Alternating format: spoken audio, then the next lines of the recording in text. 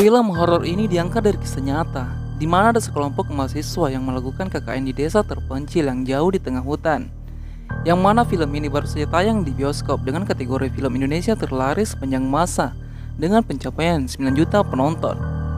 Tanpa berlama-lama lagi, langsung saja kita masuk ke alur ceritanya.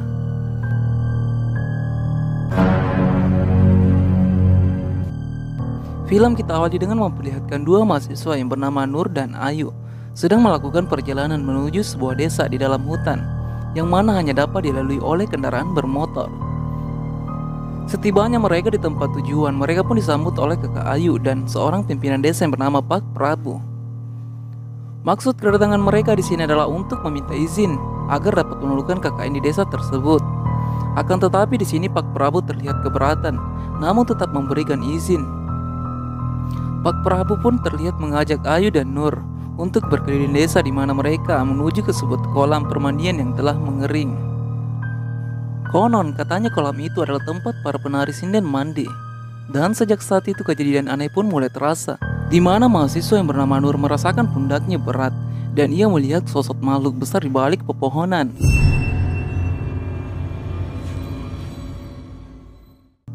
Seminggu pun berlalu. Kini Ayu dan Nur datang bersama dengan rekan-rekannya yang lain. Di sini saya sedikit memperkenalkan mereka di antaranya, Bima, Widya, Wahyu, Anton, Ayu, dan Nur. Di sela perjalanan menuju desa, Widya mendengar suara gemelan dari dalam hutan. Ia pun kemudian bertanya ke Pak Prabu, apakah ada desa lain selain desa mereka di sini?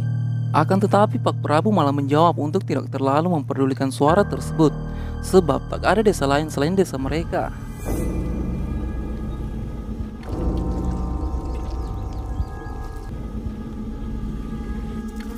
Pak Prabu lalu mengantarkan Nur dan rekannya menuju tempat menginap untuk sementara waktu, di mana perempuan menginap di rumah Ibu Sundari sementara laki-lakinya menginap di puskesmas. Sementara tempat mereka dipersiapkan.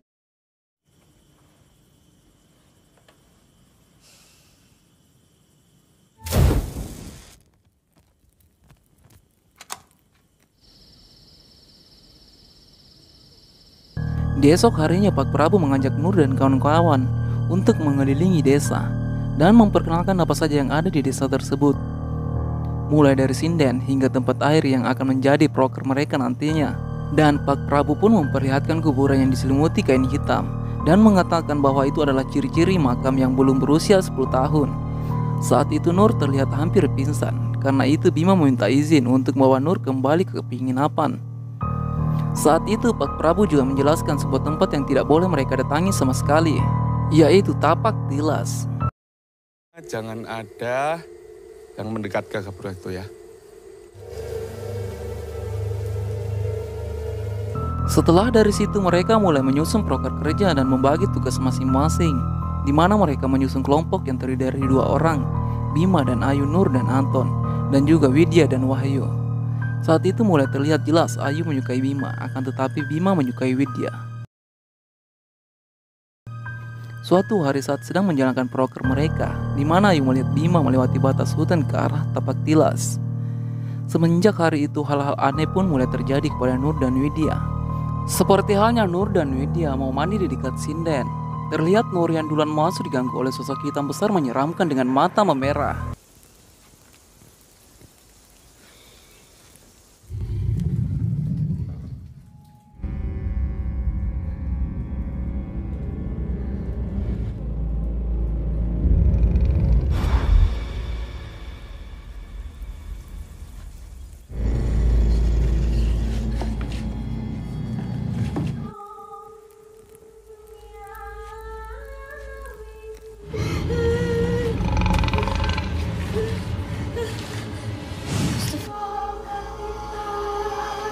Setelah itu gantian Widya yang mandi dan diganggu oleh seorang penari cantik, di mana saat mereka sedang diganggu, mereka seolah mendengar suara nyanyian Jawa dengan suara perempuan.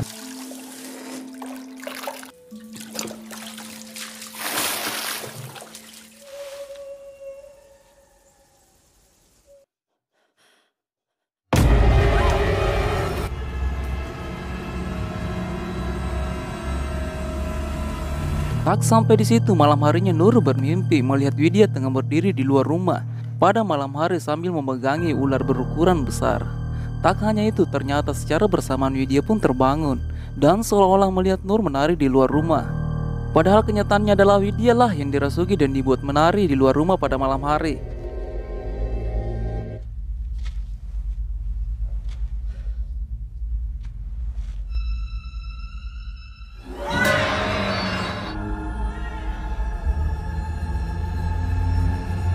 Beruntungnya Wahyu dan Bima pun terbangun menyadari hal itu. Mereka pun bergegas untuk menyadarkan Widya. Widya! Widya! Hei! Kenapa lari pagi-pagi, Widya? Kenapa sih Widya ambil awakmu? Namun semuanya mulai tampak panik. Selepas itu Nur pun mendatangi Pak Prabu yang kebetulan saat itu juga bersama dengan Mbah Buyut. Dikenalkan Mbah Buyut adalah tetua desa tersebut, di mana Mbah Buyut meminta Pak Prabu untuk menyediakan sebuah kopi hitam dan akan diberikan kepada Nur. Akan tetapi Nur semula menolak untuk meminumnya karena ia tak menyukai kopi. Namun dipaksa oleh Mbah Buyut, di mana saat Nur meminumnya kopi hitam tersebut justru terasa sangat manis. Di sini Mbah Buyut pun menjelaskan bahwa selama ini hal-hal aneh yang dialami Nur karena adanya sesuatu hal negatif, yaitu karena penduduk atau makhluk halus desa tersebut tidak menyukai dengan sesuatu yang dibawa oleh Nur. Alhasil selama ini tanpa Nur sadari ia diikuti oleh makhluk halus. Sesosok makhluk halus nenek tua bernama Mbah Dok yang selama ini selalu menjaga dan melindunginya. Begitu pula dengan Widya, saat ia meminum kopi hitam, ia pun merasa bahwa kopi hitam itu terasa sangat manis. Maka Mbah Buyut meyakinkan bahwa Widya memiliki aroma yang manis bagi para makhluk halus yang berada di desa tersebut. Dengan berarti para makhluk halus yang berada di daerah tersebut menyukai dan menginginkan Widya. Namun Mbah Buyut berjanji akan menjaga dan memberinya perlindungan. Suatu hari Anton bercerita ke Nur bahwa ia seringkali mendengar suara Bima mendesah pada malam hari, dan bukan hanya itu, ia juga mendengar suara perempuan yang turut mendesah. Akan tetapi Nur tidak mempercayai Anton dan lebih mempercayai Dimas, teman semasa kecilnya. Anton kemudian mengajak Nur ke ruangan Bima, di mana mereka melihat sesajian di bawah tempat tidur Bima. Bahkan di dalam lemari kamar Bima, ia menemukan ular yang sedang mendesis.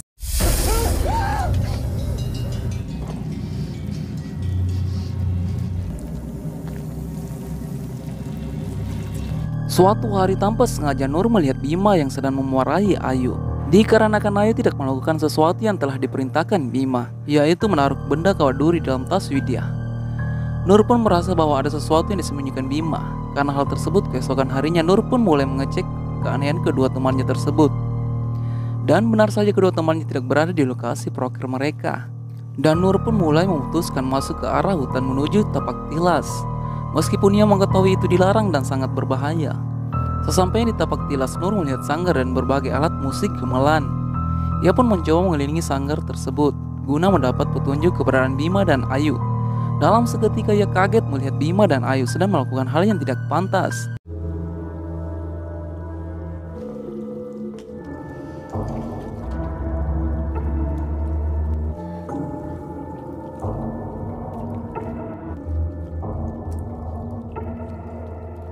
Di mana Ayu dan Bima terlihat habis melakukan sesuatu dan sedang mengenakan kembali busana mereka. Dan mereka pun kembali terkejut melihat kehadiran Nur di tempat mereka. Mulailah Nur menginterogasi mereka berdua. Dia sering dengar suara wong wedok dan gak maru. Ayu terlihat menyesal dan menangisi perbuatannya. Sampai Nur. Di sisi lain, Widya dan Wahyu sedang dalam perjalanan pulang. Namun tiba-tiba saja sepeda motor yang mereka kendarai mogok di tengah hutan. Kita di tengah hutan gini mana ada bengkel ya kan? Apa sih? Yang nawamu? Guyon dasmu. Tanpa diduga, tiba-tiba saja ia bertemu dengan seorang pria tua. Dan orang tua tersebut pun mengajak mereka untuk mampir. Karena saat itu orang tua itu pun sedang melakukan acara hajatan bersama dengan warga sekitar. Wahyu pun langsung menyetujui ajakan tersebut, namun terlihat Widya yang tampak ragu-ragu. Wahyu dan Widya pun tiba di sebuah perkampungan dan melihat sekumpulan warga yang sedang melakukan hajatan. Terlihat suasana tempat itu sangatlah riuh dengan diiringi tarian. Akan tetapi ada sosok penari yang wajahnya sangat diingat oleh Widya, di mana penari tersebut yang mengganggunya saat sedang mandi, membuatnya teramat ketakutan, apalagi diiringi dengan tatapan tajam penari itu ke arahnya.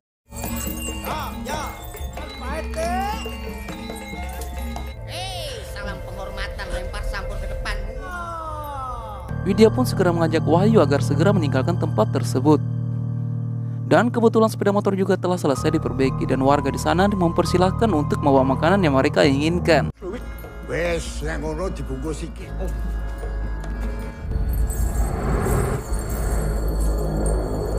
Wahyu pun segera menghidupkan sepeda motornya dan segera berlalu pergi. Saat sampai di dusun tempat mereka melakukan KKN, Wahyu terlihat bersemangat untuk menceritakan apa yang mereka alami di perjalanan pulang tadi. Namun ia mengingat Anton mengatakan bahwa tidak ada desa lain selain desa ini. Wahyu pun mulai takut dan saat Wahyu mengeluarkan makanan, ia terima dari warga desa tadi. Benar saja, isi yang dia lihat makanan di sana tadi ternyata ada kepala seekor monyet yang telah berlumuran darah. Kejadian-kejadian aneh pun semakin sering terjadi kepada mereka. Suatu hari Nur yang memeriksa isi tas Ayu dan menemukan selendang hijau. Dan tiba-tiba Widya muncul yang seolah-olah telah dirasuki oleh makhluk halus. Dan benar saja Widya dirasuki oleh jin penari desa tersebut untuk meminta Nur agar tidak ikut campur pada urusannya. Sebab jin tersebut menghormati kodam atau Mbah Dok yang mengikuti yang melindungi Nur selama ini. Awakmu gak usah melo-melo.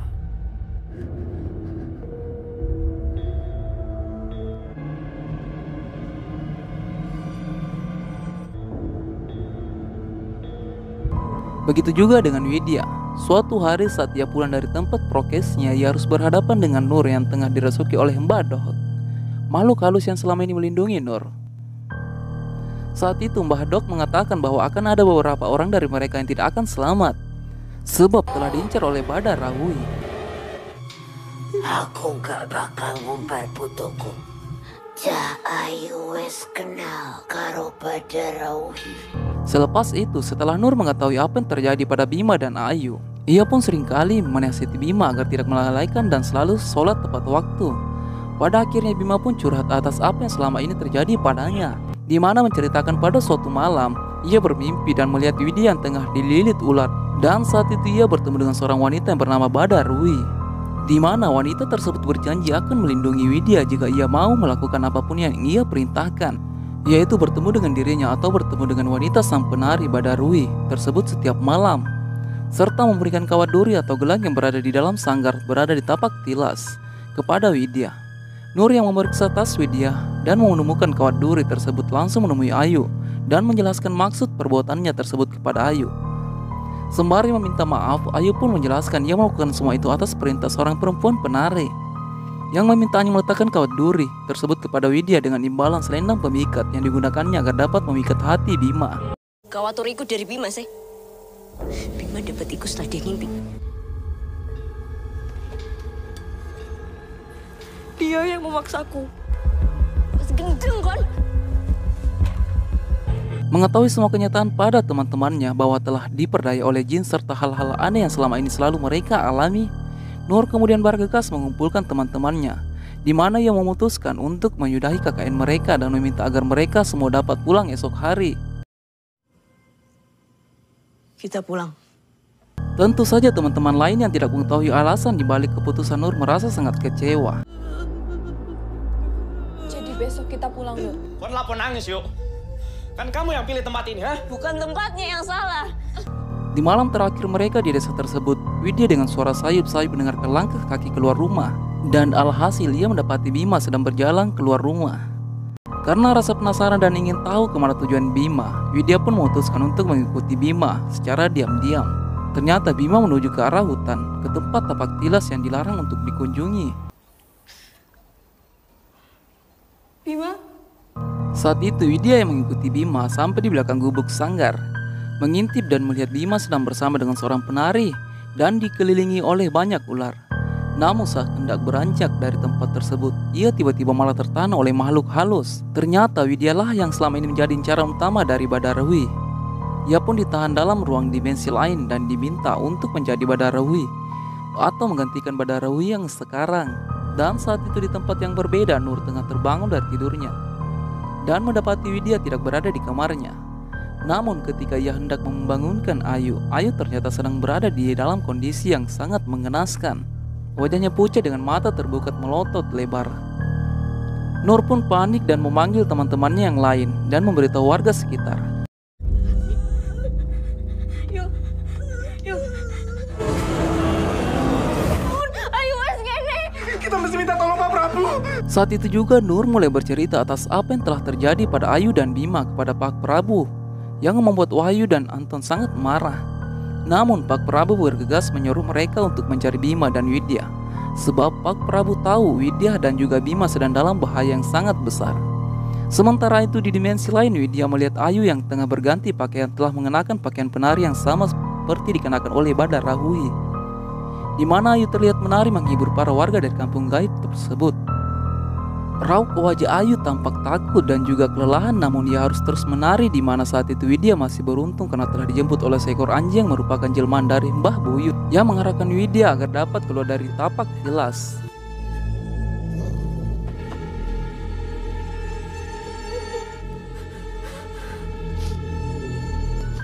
Sementara di rumah tubuh Bima baru saja ditemukan dan dipopong pulang oleh teman-temannya. Tubuh Bima juga ditemukan tak jauh berbeda seperti kondisi Ayu. Ia terlihat dengan mata terbuka dan mulut kaku. Nur, Anton, dan Wahyu pun menangisi keadaan teman-temannya. Tak berselang lama Widya pun sampai. Terlihat Widya yang begitu bersedih melihat teman-temannya. Ia pun menceritakan apa yang baru saja ia alami, di mana Mbah Buyut menjelaskan bahwa Bima telah menikahi Badar Rahui, sang penari, di mana terlihat ular-ular yang mengelilinginya adalah anak dari Bima dan juga Badar Rahui. Sementara Ayu sekarang harus menjadi Badar Rahui, menari sejengkal demi sejengkal dari tanah tersebut. Yang mana setelah semua itu mereka pun memutuskan untuk pulang. Dikabarkan di mana Bima meninggal 4 hari setelah kejadian, sementara Ayu meninggal 3 bulan setelah KKN mereka selesai. Dan di penghujung film pun diceritakan sejarah dari desa tersebut, yang mana dulunya desa tersebut berdampingan dengan istana makhluk gaib, yang mana mereka harus menumbalkan anak mereka. Oleh karena itu di awal film tadi kita melihat adanya kuburan yang ditutup oleh kain hitam.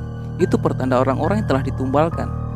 Dan sanggar tari di dalam hutan merupakan sanggar tempat di mana tarian-tarian biasa diadakan, namun dengan tujuan bukan untuk manusia melainkan untuk bangsa jin. Dan makin kesini tradisi tersebut perlahan mulai ditinggalkan, di mana sanggar tari tersebut diasingkan dan dilarang untuk dimasuki ataupun didekati, guna untuk menghormati mahasiswa dan mahasiswi yang mengalami kejadian tersebut, dan juga menghormati tempat peristiwa itu terjadi. Widya dan Nur meminta agar nama tempat serta orang-orang yang terlibat dalam peristiwa itu disamarkan. Seperti itulah tadi kisah alur film yang sempat viral di dunia maya, bahkan banyak yang mencari tahu dan penasaran dengan keberadaan desa penari tersebut. Begitu banyak pelajaran yang dapat kita ambil dari kisah ini, hingga mengajarkan kita seperti apa semestinya kita dalam menyikapi sesuatu, bahkan hal di luar nalar sekalipun. Sekian dan terima kasih.